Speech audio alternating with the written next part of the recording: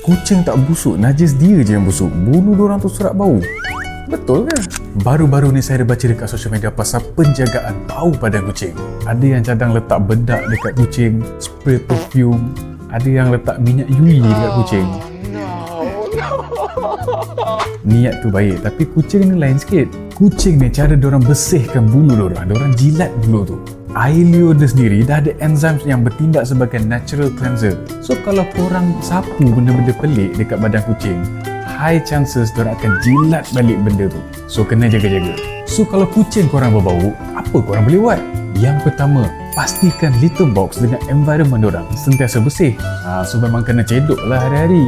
Sebab bau diorang ni kadang-kadang melekat daripada litter box sendiri. Yang kedua, nak mandikan diorang boleh tapi jangan terlalu kerap. Cukup bila perlu. Ataupun 2 kali sebulan. Kalau nak mandikan diorang, pakai shampoo khas untuk kucing. Yang ketiga, kalau betul-betul nak pakaikan diorang perfume, pakai pet deodorizer yang pet friendly. Spray pula dekat sekitar rumah. Kalau boleh elakkan daripada spray directly dekat kucing. Pendek kata, kalau nak kucing wangi, korang kena tengok balik environment diorang dan macam mana kita jaga environment tu. So korang setuju ke dengan apa yang poster cakap? Cuba share sikit tips korang jaga rumah kekal wangi walaupun banyak kucing.